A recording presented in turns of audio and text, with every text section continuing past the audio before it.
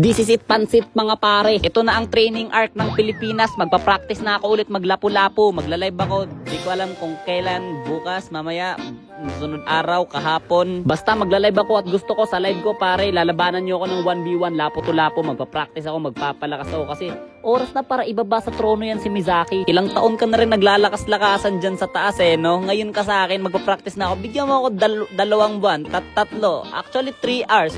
Actually gusto mo 1v1 na tayo ngayon. Wala kailangan na natin tanggapin ang katotohanan. Parang malakas talaga si Mizaki maglapo. Kaso lapo lang naman alam niyan. At ngayon, yung naiisang alam na hero niya, tatalunin ko siya doon. Tama pare, dito sabi ko, iganti ba kita si Lena? Kasi pinagtulungan siya doon 3 sa kalaban namin Opo daw. Ano pa nga ba? Syempre, pipitas na tayo. Sakto, 2 na agad Bam! Bam! Bagang! Teka, tuloy na. Eto pa yung isa pare, first flicker. Pakak! Okay na. Alam mo pare, pwede ako magpatap global lapo sa RG para makapag-practice ako ng lapo-lapo. Kaso, iba talaga yung RG sa 1v1. Kaya sa 1v1 ako magpapatak. Mizaki. Diba, tingnan mo, bastusan. Basta makakita talaga sila na malakas maglapo-lapo pare. Automatic ang sasabihin nila, Mizaki. Kaya gusto ko yung mga makakalaban ko sa 1v1 sa live pare, yung kaya akong talunin. Kasi every time na matatalo ako, meron akong matututunan. Kasi pare, hindi naman ako lalakas kung wala akong matututunan Kaya dapat sa laban pare, matalo ako para meron ako matutunan. Kaya talunin nyo ako ng talunin para kada natatalo ako, malalaman ko kung anong mali sa ginawa ko. Pag nalaman ko kung anong mali sa ginawa ko, itatama ko yun. Kaya talunin nyo lang ako ng talunin hanggang sabihin nyo na ako matalo. At kapag hindi nyo na ako matalo,